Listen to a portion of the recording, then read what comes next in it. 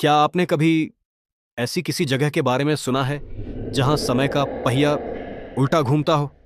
अक्सर हम कहानियों को काल्पनिक समझते हैं, लेकिन कभी-कभी सच कल्पना से भी ज्यादा डरावना होता है। माया और राहुल ने भी यही सोचा था जब उन्होंने उस कोहरे से ढके जंगल में कदम रखा। नक्शा गलत था, या शायद रास्ता खुद उन्हें अपनी ओर बुला रहा था। उस टूटे हुए पत्थर के गेट के पीछे एक ऐसा किला था जो सदियों से इतिहास की किताबों से गायब था। राहुल ने अपना कैमरा ऑन किया, लेकिन जैसे ही वे अंदर दाखिल हुए, सन्नाटा चीखने लगा। दीवारों से आती वो अजीब आवाजें, क्या वो सिर्फ हवा थी? बेसमेंट की गहराई में धूल और जालों के बीच उन्हें वो किताब मिली।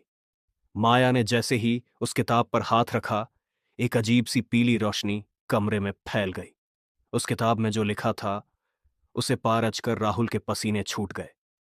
समय का खेल। ये कोई कहानी नहीं, बल्कि एक श्राप था।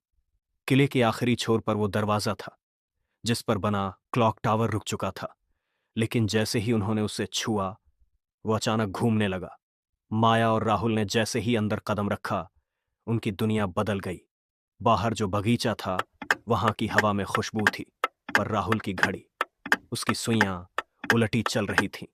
घड़ी की सुइयां तेजी से उलटी घूमने लगी थीं, जैसे समय अपनी ही धुरी पर वापस मुड़ रहा हो, जिसे हम भूतकाल कहते थे। वो अब माया और राहुल के चारों ओर एक साए की तरह लिपट रहा था। तभी टेबल पर पढ़ी उस पुरानी डायरी पर माया की नजर पढ़ी। धूल भरे पन्नों को हटाते ही वहां एक तस्वीर थी। 1920 की वो तस्वीर। माया की आंखें फटी रह गईं। तस्वीर में जो लोग थे, वो कोई और नहीं, बल्कि वो खुद थे। क्या वे सच में समय के किसी भूल भुलैया में फंस चुके थे?